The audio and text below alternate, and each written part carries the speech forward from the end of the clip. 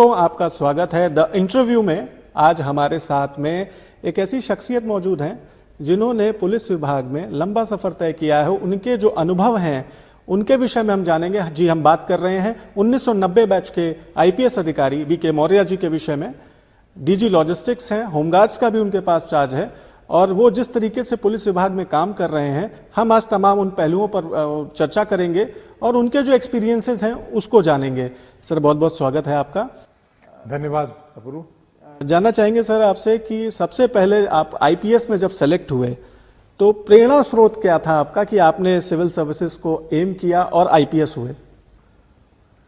तो बहुत ही बड़ा क्वेश्चन पूछ लिया आपने, और अब जैसे आपने कहा कि एक लंबा अनुभव हो गया पुलिस का, तो वो सारे यादें लगभग धुंधली हो जाती हैं। लेकिन जहाँ तक प्रेरणा की बात है तो मैं तो आईआईटी से बीटेक किया और एमटेक भी किया, लेकिन एक मन में था, हमारे घर परिवार वालों के भी इच्छा थी और मेरे ही मन में था कि हम पब्लिक सेवा में जाएं।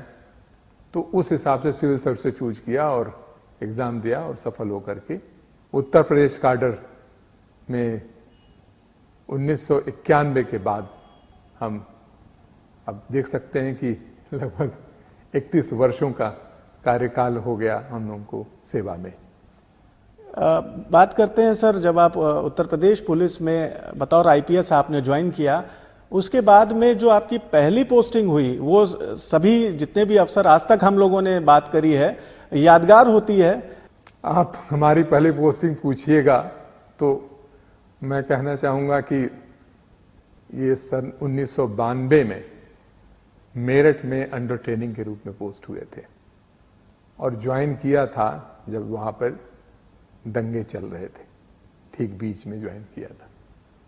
उस समय 6 दिसंबर 1992 की घटना के बाद पूरे देश में काफ़ी हद तक अफरा तफरी थी। उसी समय हम लोगों की ज्वाइनिंग हो रही थी, तो बड़ा ही इवेंटफुल आप कह सकते हैं, बहुत ही चैलेंजिंग एटमॉस्फेयर में ज्वाइन किया था।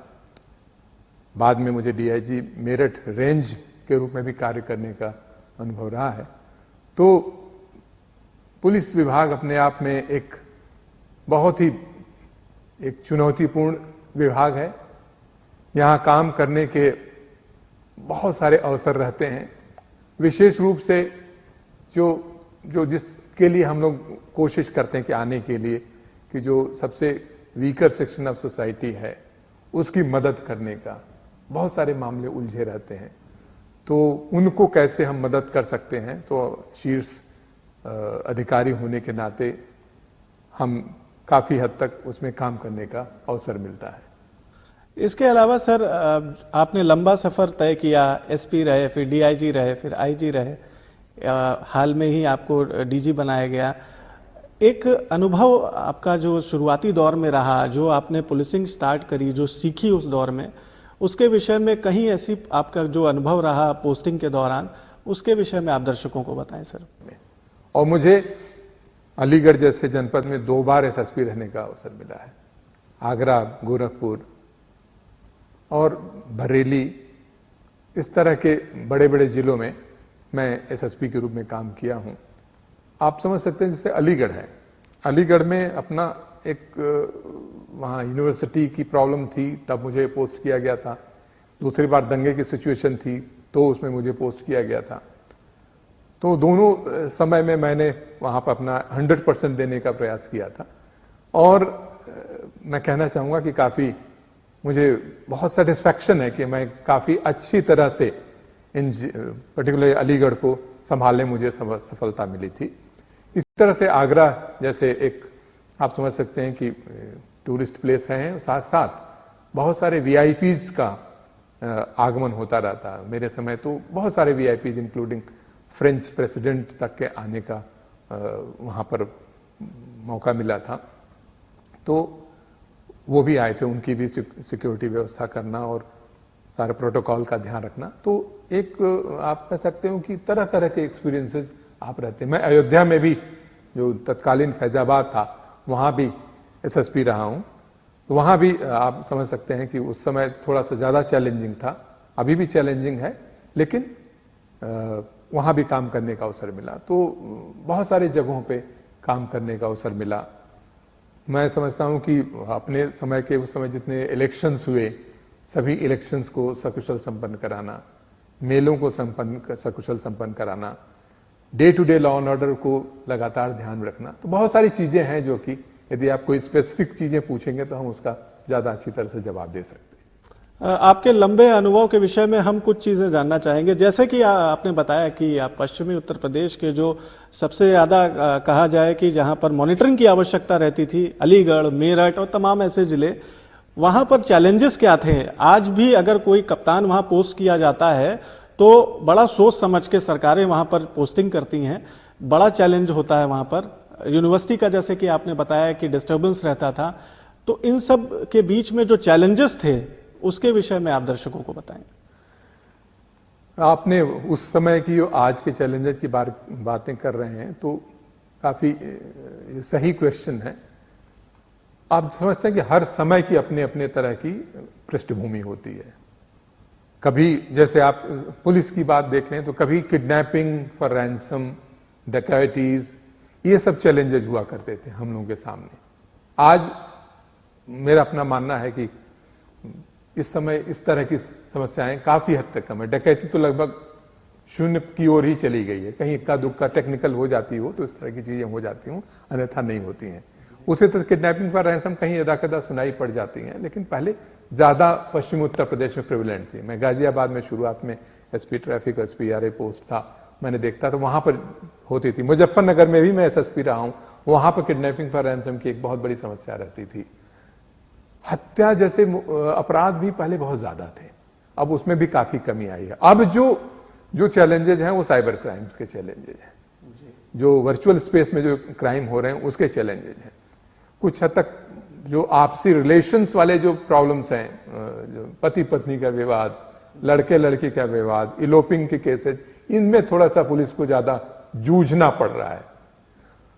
हम जब ज्वाइन किए थे तो उस समय मुझे याद है कि STD कॉल्स ही से हम लोग बात कर पाते थे कहीं कहीं, और वो कई बार मिलाने पे अपने मुझे याद है अम्बेडकर नगर में पोस्ट था तो DIG फैजाबाद से बात करने में घंटों लग जाते थे। वो STD मिलाते रहते थे और तब जाके बात हो। मैं कह रहा हूं कम्युनिकेशन आप देखिए कितना फास्ट। जब मैं पुलिस में था, हालांकि वायरलेस तब हमारा सबसे स्ट्रांग नेटवर्क हुआ करता था, तो उस समय हम लोग बात कर लेते थे, आम आदमी के पास इतना स्ट्रांग नेटवर्क नहीं था। बात सर अगर करें जो कम्युनिटी पुलिसिंग होती थी, जो ग्राउंड लेवल पे पुलिसिंग का जो आधार माना जाता था, कम्युनिटी पुलिसिंग को माना जाता था, पैदल गश्त को माना जाता था, वो सर आज के दौर में क्या कहीं लैक कर रही है सर?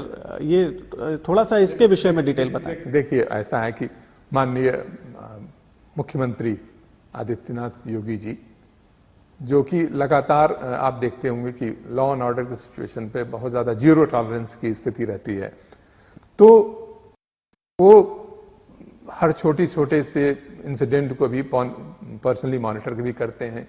हर तीज त्योहार पे उनका हमेशा वीडियो कॉन्फ्रेंसिंग के थ्रू सभी अधिकारियों को निर्देश भी जाता रहता है। तो वो हमेशा वो कहते हैं कि पैदल गश्त का कोई जवाब नहीं है, और उनके इनिशिएटिव पर, उनके बार बार कहने से ये आप देख रहे होंगे कि पूरे प्रदेश में चाहे जिस लेवल के अधिकारी हों वो पैदल गश्त पे पूरी की तरह से फोकस किए हुए हैं। लगातार पैदल गश्त भी चल, तो उसका देखिए सब्स्टिट्यूट नहीं है। जो फील्ड लेवल की पुलिसिंग है, जो स्ट्रीट लेवल की पुलिसिंग है, गली के मोहल्लों की जो पुलिसिंग है, उसमें जितना ही पुलिस अधिकारी लोगों से मिलेगा, जितना लोगों से इंटरेक्ट करेगा और लोकल समस्याओं को समझेगा, तो उससे ज्यादा अच्छा रहेगा। पुलिस मॉडर्नाइजेशन की बात करते हैं सर। पहले जो संसाधन थे पुलिस के पास बड़े लिमिटेड थे, उनके पास संसाधन, चाहे वो वाहन हो, चाहे वो आयुध हो, सभी मामलों में पुलिस कहीं ना कहीं, जब अगर हम 80 के दशक या 90 के दशक की बात करें तो आज से काफ़ी पीछे थी। आज जो व्यापक बदलाव आए हैं, जो टैक्टिक्स में बदलाव आए हैं पुलिस के, उसके विषय में सर थोड़ा सा बताएं कि। देखिए अपूर्व जी, मैं बहुत क्लियरली कहना चाहता हूं कि आप जैसे बात करते हो पुराने समय से आज के समय की बात, तो एक तो बहुत बड़ा बदलाव हुआ है UP 112 के माध्यम से कि अब जो है हमारा एवरेज है 9 मिनट से भी कम है, पूरा स्टेट का एवरेज है। अर्बन एरिया में और कम है और रूरल एरिया में थोड़ा ज्यादा है। तो अब पुलिस किसी भी कॉल पे 112 पे तुरंत पहुंचती है, तो रिस्पांस टाइम बहुत कम हो गया हमारा। दूसरा, सीसीटीवी कैमरे की बात कर रहा हूं। सीसीटीवी कैमरा अब बहुत सारे थानों पर लगा, लेकिन अब नए ढंग से हर एक थाने पर लगातार उसकी मॉनिटरिंग की जाएगी। ये दूसरा बहुत बड़ा बदलाव हुआ है। तीसरा, आप जानते हैं कि सीयूजी सभी के पास है, तो वो कनेक्टिविटी बहुत अच्छी हुई है। हमने ड्रोन उपलब्ध कराया हर एक जिले में, और हर सर्किल लेवल पर हम ड्रोन उपलब्ध कराने जा रहे हैं। एक बहुत बड़ा गेम चेंजर ये भी होगा कि हम सर्वेलेंस अपराधियों का बहुत अच्छी तरह से कर सकते हैं। गाड़ियों में भी अब हर थाने में पहले एक गाड़ी हुआ करती थी, अब 2 गाड़ियों का प्रोविजन किया गया और पूरा उपलब्ध कराया गया है, तो मोबिलिटी और अच्छी हुई है। इसके साथ आयुध की जहां तक बात करें, हम मॉडर्न वेपन दे रहे हैं। हम तरह तरह के जो ऑर्डिनेंस फैक्ट्री नए वेपन्स ला रही है, कार्बाइन की जगह पर हम नए वेपन दे रहे हैं। इसी तरह से हम इंसास, पहले जो 303 उसको रिप्लेस कर दिया, इंसास से कर दिया है। पिस्टल्स दे रहे हैं, सिपाहियों के पास भी, सब इंस्पेक्टर्स के पास भी पिस्टल्स अवेलेबल रहेंगी। तो हर क्षेत्र में आप कह सकते हैं कि पुलिस आगे बढ़ रही है। इन्वेस्टिगेशन के क्षेत्र में आप देख सकते हैं कि अब 8 फोरेंसिक लैब्स हमारी बन चुकी हैं, 6 और बन रही हैं, 4 का और प्रपोजल है। तो पहले हमें बहुत जगहों पर प्रदर्शन भेजना पड़ता था, उसको आने में समय लगता था। अब डीएनए फिंगरप्रिंटिंग से लेकर के बहुत सारे जो तकनीक हैं इन्वेस्टिगेशन के एड के रूप में, वो फोरेंसिक साइंस लैब के थ्रू बहुत तेजी से विकास हो रहा है। यहां पर institute of forensic science, state institute of forensic science, माननीय गृह मंत्री जी ने अभी पिछले वर्ष उसका शिलान्यास किया था और 45% कंस्ट्रक्शन भी कंप्लीट हो गया, जल्दी से वो भी हो जाएगा। तो अपने तरह से एक अनूठा उदाहरण है उत्तर प्रदेश का, एक इनिशिएटिव है, बहुत बड़ा इनिशिएटिव है। तो इस तरह से बहुत सारी चीजें हैं कि मॉडर्नाइजेशन के क्षेत्र में उत्तर प्रदेश पुलिस बहुत तेजी से आगे बढ़ रही है। बात आती है सर, अगर कार्मिक की बात करी जाए, पुलिसकर्मी अब पहले से काफी बढ़ भी चुके हैं, लगातार भर्तियां की जा रही हैं, पुलिस को सशक्त करने के लिए सरकार द्वारा पूरा काम किया जा रहा है। जो पुलिस वेलफेयर की बात आती है, कहीं ना कहीं सर वहां पर अभी भी देखा जाता है कि चीजें निकल के आती हैं, कहीं ना कहीं उनकी लंबी ड्यूटीज होती हैं पुलिस कर्मियों की, उनको रिलैक्स करने के लिए सर क्या कार्य योजना होनी चाहिए जिससे पुलिसकर्मी आसानी से, अगर बात करते हैं हम विश्व पुलिसिंग की, तो विश्व स्तर पे जो पुलिसिंग है उसमें कहीं ना कहीं जो पुलिसकर्मी हैं, उत्तर प्रदेश पुलिस की बात करें, बड़ा प्रदेश है, यहाँ पर चैलेंजेस भी अलग हैं, उनको कंपेयर नहीं किया जा सकता किसी अदर पुलिस से, लेकिन कहीं ना कहीं जो पुलिस वेलफेयर की बात आती है उसमें अभी उत्तर प्रदेश को और मेहनत करने की ज़रूरत है। उसके विषय में सर थोड़ा सा जानना चाहेंगे। देखिए, मैं पुनः आपसे कहूँगा कि 25 करोड़ के आसपास की आबादी है और उत्तर प्रदेश पुलिस विश्व का सबसे बड़ा पुलिस संगठन है, इसमें कोई दो राय नहीं है। तो आप जो बात कह रहे थे कि इनके ड्यूटी आवर्स की बात करें, तो उसमें काफी प्रयास किया जा रहा है। मुख्य बात यह थी कि पहले उसमें वैकेंसीज बहुत थी, तो पुलिस को ज्यादा काम करना पड़ रहा था। तो आप जानते हैं कि लॉ एंड ऑर्डर को संभालने के लिए हर तरह से हम लोग दिन रात तैयार रहते हैं, उसमें कोशिश करते हैं। और हमारे से चाहे वो शीर्षस्थ अधिकारी हो, डीजीपी हो या नीचे का हमारा सिपाही हो, हर एक आदमी का कमिटमेंट 100% है। तो अब जहां तक ड्यूटी आवर्स की बात कर रहे हैं, अब इसको और स्ट्रीमलाइन किया जा सकता है और प्रयास भी हो रहे हैं। जैसे कि अब इनकी ड्यूटी आवर्स लिमिटेड हों, इनके लीजर की व्यवस्था हो और वो वीकडेज की ऑफ की व्यवस्था हो, कई जगह पर शुरू भी हो गया है। अब भर्तियां बहुत तेजी से हुई हैं और मैन पावर की क्वालिटी बहुत इंप्रूव हुई है। मैं कहना चाहूंगा कि अब आप देखेंगे हमारी सिपाही जो भर्ती हैं वो मैक्सिमम ग्रेजुएट्स हैं, साइंस ग्रेजुएट्स हैं और बीटेक भी हैं। तो अब एक तरह से कह सकते हैं कि ज्यादा टेक्निकल सेवी कह सकते हैं, टेक्नो सेवी पुलिस हो रही है, अवेयरनेस उनमें ज्यादा है, पर अच्छे पढ़े लिखे हैं और संख्या बल भी हमारा निरंतर बढ़ रहा है। तकनीक और आधुनिकता के समागम के साथ में पुलिस विभाग लगातार आगे बढ़ रहा है। उत्तर प्रदेश पुलिस को विश्व का सबसे बड़ा संगठन कहा जाता है और जिस तरीके से पुलिसिंग आज हम लोग देख रहे हैं, सड़क पे जिस तरीके से पुलिस सुरक्षा का जो माहौल दे रही है, उसके विषय में बीके मौर्य जी ने बताया। हम आगे बात करेंगे लॉजिस्टिक्स विभाग की, होमगार्ड विभाग की, और जानेंगे कि किस तरीके से विभाग काम कर रहा है। लेकिन एक छोटे से ब्रेक के बाद। आप देख रहे हैं के न्यूज, खबरों का सारथी। डेंगू से बचने के लिए जरूरी है आसपास पानी जमा ना होने दें। डेंगू से बचाव करना है तो याद रखिए ये सारी बातें। डेंगू के मच्छर साफ पानी में पनपते हैं, इसलिए अपने आसपास पानी जमा नहीं होने देना है और रखनी है साफ सफाई। पानी की टंकी व जल संचय के बर्तनों को रखना है ढककर। सभी गुलदस्तों, गमलों, पानी के बर्तनों, कूलर का पानी सप्ताह में एक बार पूरी तरह से खाली कर दें और सुखाकर फिर से पानी भरें। प्रयोग में न आने वाले खाली बर्तन, बोतल, डब्बे, टायर, नारियल के खोल जैसी चीजें इधर उधर ना फेंके। इनमें जमा हो सकता है बारिश का पानी और पनप सकते हैं डेंगू के मच्छर। मच्छरों से बचने के लिए ऐसे कपड़े पहने जो शरीर को ज्यादा से ज्यादा ढके। मच्छरदानी का इस्तेमाल करें। बिना चिकित्सकीय सलाह के कोई भी दवा न ले। ज़्यादातर मामलों में डेंगू बहुत ही सामान्य लक्षणों के साथ आता है, जो घर पर ही रहने से, आराम करने से व पेय तरल पदार्थों के सेवन से ठीक हो जाता है। लेकिन डेंगू को लेकर के सावधानी बरती जानी बहुत आवश्यक है। यदि आपको डेंगू के लक्षण महसूस होते हैं, जैसे तेज बुखार होना, तेज बदन दर्द होना, आंखों के पिछले हिस्से में दर्द होना, सर दर्द होना और शरीर पर लाल चकत्ते होना, तो आप इसमें सावधानी जरूर बरतें। ऐसे लक्षण होने पर आप अपने डॉक्टर से सलाह लें और बिना डॉक्टर की सलाह के कोई भी दवा ना लें। जागरूकता के साथ बरतनी है सावधानी। गोल्डी हिंग का तड़का लगे तो सभी दबा के खाते हैं। गोल्डी हिंग कण कण में जान।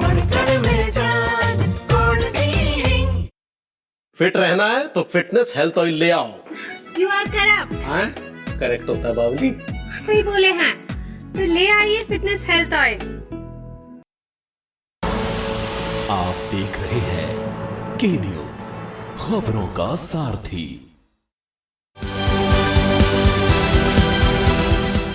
ब्रेक के बाद स्वागत है आपका। द इंटरव्यू में हमारे साथ में बीके मौर्य जी हैं, डीजी हैं लॉजिस्टिक्स और होमगार्ड विभाग के। हम उनसे बात कर रहे थे पुलिस की जो मॉडर्नाइजेशन है उसके विषय में जाना हमने। अब हम बात करते हैं, अहम विभाग है, उत्तर प्रदेश पुलिस को कंधे से कंधा मिला करके सहयोग देता रहा है और सड़कों पर जनता जब ट्रैफिक जाम में होती है तो सीधे तौर पर उनको राहत देने का काम करता है। जी हम बात कर रहे हैं होमगार्ड विभाग की। हम सड़कों पर देखते हैं कि जब यातायात व्यवस्था पटरी से उतरती है तो होमगार्ड सामने आकर के राहत देने का काम करते हैं।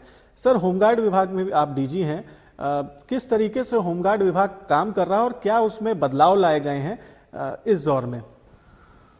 जैसा आपने बहुत सही कहा कि जब हम सड़कों पर चलते हैं तो होमगार्ड के जवान काफी हद तक जब परेशानियां होती हैं तो जूझते नजर आते हैं। और यहां तक कि आप समझ सकते हैं कि चाहे कोई मेला का आयोजन हो, इलेक्शन का आयोजन हो, कोई बड़ा आयोजन हो, उसमें हर जगह पुलिस के साथ कंधे से कंधे मिला करके काम करते हुए हमारे होमगार्ड के जवान आपको दिखाई देंगे। तो एक महत्वपूर्ण विभाग है जो कि पुलिस के ऑक्सिलरी फोर्स के रूप में लंबे समय से काम कर रहा है और पुलिसिंग के लगभग हर विधा में, चाहे थाने की ड्यूटी हो, सेंट्री ड्यूटी हो, यातायात की व्यवस्था हो या कभी कभी पेट्रोलिंग में भी साथ में चल देते हैं। इलेक्शन होता है, हमेशा टीम के साथ रहते हैं। कोरोना में हमारे होमगार्ड के जवानों ने बहुत अच्छा काम किया था, जबकि लोग दूसरे प्रदेशों से आ रहे थे, उनको उनके घर पहुंचाने के लिए आप समझ सकते हैं कितना मुश्किल का समय था। बसों में जाकर उनकी सुरक्षा करते, उनके घर तक ले जाना, उनकी सुरक्षा ड्यूटी में लगना। तो इस तरह से हर तरह से पूरे परेशानियों में और इवन लॉकडाउन इन्फोर्स करने में भी गली मोहल्लों में जब सब लोग घरों के अंदर थे तो हमारे होमगार्ड्स के जवान भी पुलिस के साथ मिलकर के लोगों के लॉकडाउन मेंटेन कराने में और कोरोना वॉरियर की तरह काम करने में महत्वपूर्ण भूमिका निभाई है। बात आती है सर, पुलिस विभाग के जो सिपाही हैं उनके समकक्ष उनको भत्ता तो मिलने लगा होमगार्ड जो आपके यहाँ पर होमगार्ड तैनात हैं, लेकिन एक सवाल उठता है होमगार्डों के बीच में कि उनके जो परिवार के वेलफेयर के विषय में चीज़ें आती हैं वो अभी उतना कुछ उनको नहीं मिल पाया है। उसके लिए क्या सुझाव हैं, क्या आपके ओर से इनिशिएटिव लिया जाए? देखिए, एक तो बात मानना पड़ेगा कि ये रेगुलर एम्प्लॉइज नहीं है, तो एक स्वयं सेवक संस्था है, ये ऑर्गेनाइजेशन है जो बहुत ही अच्छी तरह से काम कर रहा है और इसका अच्छा पास्ट है और बहुत अच्छी तरह से इनके देशभक्ति में, इनके कार्यशैली में किसी भी तरह से कोई संदेह नहीं है। बहुत पूरे इत्मीनान से इन्होंने काम किया है और काम कर रहे हैं, आगे भी काम करते रहेंगे। इनका ये भी है कि आप समझते हैं जब दैनिक भत्ते की बात होती है तो ऑनरेरियम पे होता है, तो ये अपना वकील है तो वकील की तरफ काम, बहुत सारे जो काम करते हुए भी ये होमगार्ड्स में काम कर सकते हैं। तो इसलिए अभी उस लेवल का आप कह सकते हैं कि जो एम्प्लॉइज हैं उसकी पैरिटी मुझे नहीं लगता कि इस समय किया जाना चाहिए, क्योंकि इसमें ज्यादा से ज्यादा संख्या में हम स्वयंसेवक रखते हैं। जरूरत पड़ने पर इनका उपयोग होता है, जरूरत नहीं पड़ने पर फिर नहीं उपयोग होता है। यद्यपि कि इस समय जो मांग है अनुसार हमारा आज के डेट में लगभग 100% डिप्लॉयमेंट है होमगार्ड स्वयंसेवकों का। इसी आपके जो उत्तर था, इसी में से एक प्रश्न और आपसे करना चाह रहे हैं कि क्या होमगार्डों को और भी भर्ती करने के लिए व्यवस्था की जा रही है आगे चल करके होमगार्ड विभाग द्वारा, और जो और ऐसे विंग्स हैं वहां पर भी क्या कंधे से कंधा मिला करके काम लेने के लिए कोई व्यवस्था की जाए? अभी तो वैकेंसी है कुछ, वो देखा जाएगा। हम प्रपोजल सरकार को भेजते रहते हैं, सरकार का निर्णय होगा तो उसमें भर्ती की जा सकती है। और उनके कार्य क्षेत्र में जहां तक की बात करते बदलाव या विस्तार की बात है, हमें बताना भूल गया था कि यूपी 112 में भी पायलट के रूप में, ड्राइवर्स के रूप में हमारे होमगार्ड जवानों की बहुत बड़ी भूमिका है। जब शुरुआत में हमको एकाएक यूपी 112 की 3200 गाड़ियों को चालन की आवश्यकता पड़ी थी और ड्राइवर्स नहीं थे, तो हमने फटाफट होमगार्ड स्वयं जो कि गाड़ी चलाना जानते थे उनकी ट्रेनिंग करा करके वहां पे यूज किया है और वो लगातार उसमें काम कर रहे हैं। तो इस तरह से इनके विस्तार में निश्चित रूप से बहुत ज्यादा संभावनाएं हैं।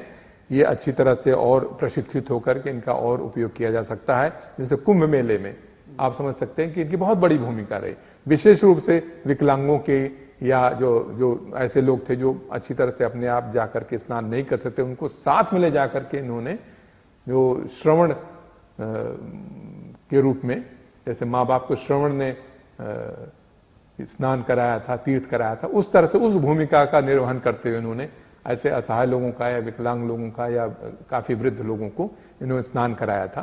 तो बहुत सारे मैं कहना चाहूंगा कि आपको पुलिसिंग या व्यवस्था या बहुत सारे जगहों पर इतनी सारे एक्टिविटी हैं कि, और ये सारे एक्टिविटी, ये सारे क्रियाकलाप बखूबी निर्वहन कर रहे हैं। तो एक बहुत अच्छा ऑर्गेनाइजेशन है, अच्छी तरह से काम कर रहा है और भविष्य में इनको और आगे बढ़ने के, हर फील्ड में आगे बढ़ने के बहुत ज्यादा संभावनाएं हैं। होमगार्ड जो कर्मी हैं उनके प्रशिक्षण के विषय में सर थोड़ा संक्षिप्त में हम जानना चाहेंगे कि किस तरीके से प्रशिक्षण दिया जा रहा है आयुध के विषय में, या फिर जो ट्रैफिक व्यवस्था संभालने को लेकर के हो, तमाम ऐसे अहम जिम्मेदारियां होमगार्ड निभा रहे हैं उसके विषय में जो प्रशिक्षण दिया जाता है। इनफैक्ट प्रशिक्षण में तनाव से भी निपटने के लिए प्रशिक्षण की आवश्यकता होती है, इसके विषय में बताएं सर।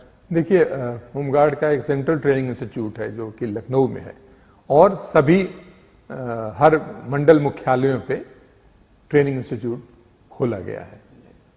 इनकी प्रशिक्षण की लगभग व्यवस्था उसी तरह से जैसे हम पुलिस कांस्टेबल को करते हैं, तो हर विधा में प्रशिक्षण इनका होता है। यहां तक कि हम प्रयास करेंगे कि जो थोड़ा सा कंप्यूटर्स के विषय में भी इनका प्रशिक्षण हो जाए तो और अच्छा रहेगा। तो मॉडर्न गैजेट्स यूज करने में, संचार व्यवस्था में, सब में इनका प्रशिक्षण किया जाता है। जहां तक तनाव प्रबंधन की बात है, आप सही बता रहे हैं कि पुलिस हो या पुलिसिंग से जूझते हुए कोई भी संस्था हो, पुलिसिंग का काम करती हुई, लॉ एंड ऑर्डर में काम करती हुई कोई संस्था रहती, तो एक तनाव तो रहता ही रहता है।